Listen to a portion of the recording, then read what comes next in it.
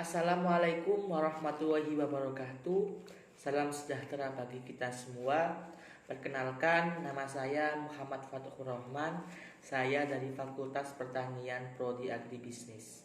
NPM 210 240 177. Di sini saya akan menjelaskan tugas bahasa Indonesia, yaitu terkait keterampilan berbahasa, di mana yang pertemuan sebelumnya sudah dijelaskan oleh Ibu Adelia Fitri terkait sejarah kedudukan fungsi bahasa Indonesia serta keterampilan berbahasa. Jadi pada kesempatan kali ini saya akan menjelaskan kembali apa yang disampaikan oleh Ibu Adelia Fitri terkait keterampilan berbahasa.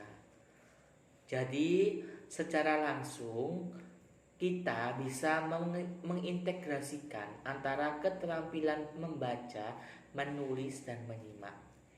Kenapa sih penting banget kita belajar keterampilan berbahasa?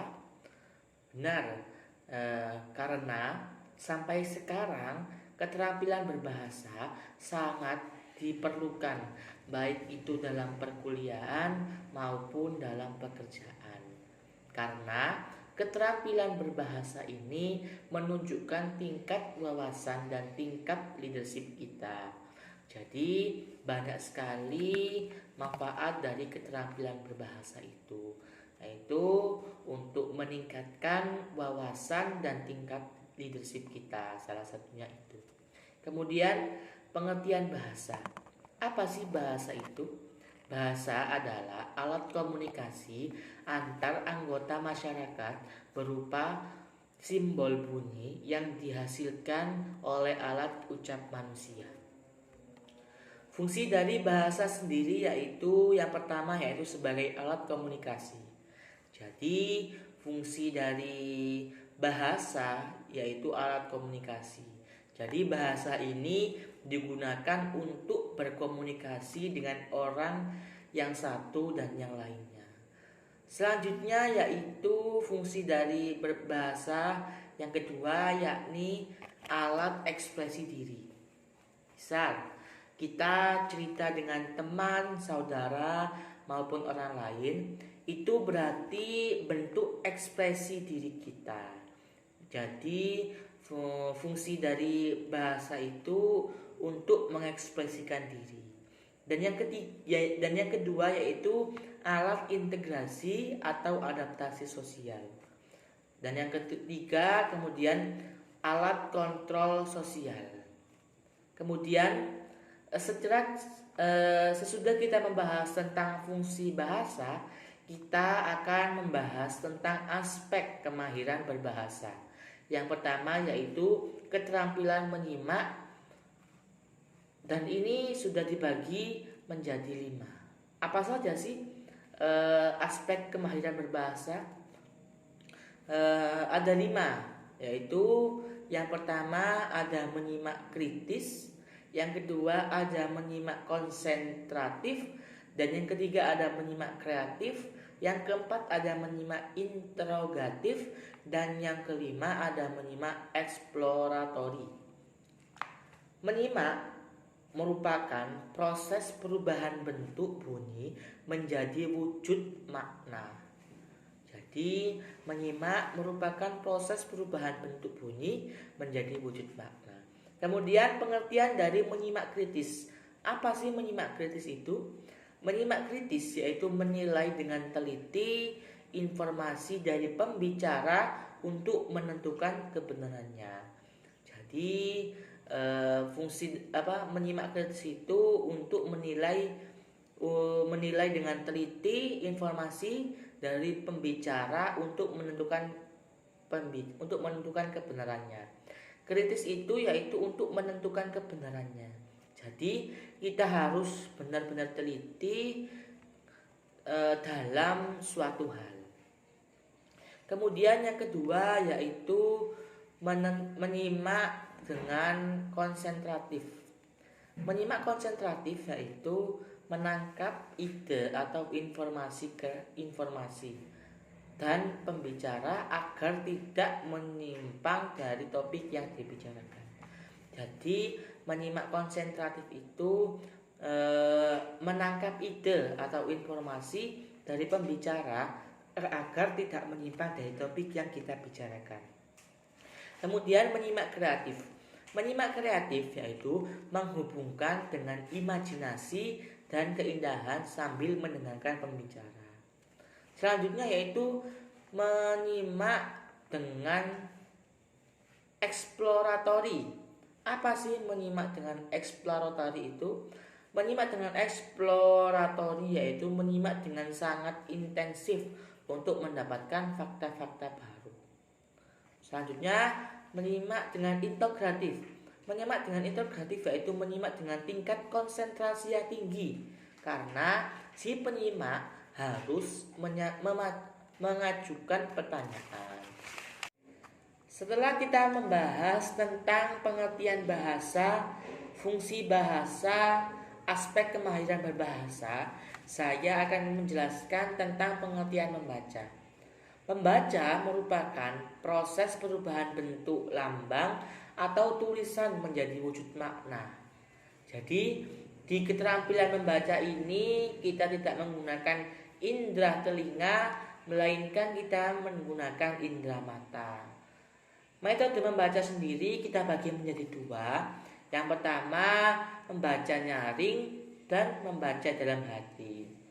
Untuk membaca nyaring itu seperti kita membacakan cerita kepada orang lain, yaitu ada ekspresi dan kinestetik yang kita tunjukkan. Contohnya yaitu ketika kita membacakan puisi. Kemudian membaca dalam hati. Membaca dalam hati bisa ekstensif dan bisa intensif. Dalam waktu yang singkat atau sekilas, pemahamannya itu sedikit dangkal dan tidak maksimal. Itu dinamakan ekstensif. Sedangkan yang intensif, penekanannya pada hasil atau pemahaman yang mendalam. Kemudian keterampilan berbicara. Keterampilan berbicara disebut keterampilan yang produktif. Dan keterampilan ini sangat bermanfaat dalam kehidupan kita, karena keterampilan berbicara ini digunakan untuk public speaking. Jadi keterampilan berbicara ini banyak sekali manfaatnya. Salah satunya yaitu untuk public speaking. Berbicara.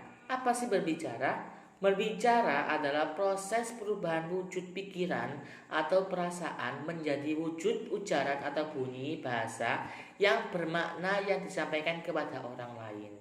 Itu tadi penjelasan tentang berbicara. Kemudian metode-metode berbicara. Metode berbicara ada dua, yaitu satu arah dan dua arah. Contoh keterampilan berbicara yang satu arah, yaitu ceramah, pidato. Tetapi yang dua arah, yaitu diskusi, debat, talkshow, dan lainnya. Kemudian menjadi pembicara efektif mencakup tiga segi, yaitu yang pertama yaitu sikap berbicara, teknik berbicara, strukturnya harus runtut, dan bahasanya.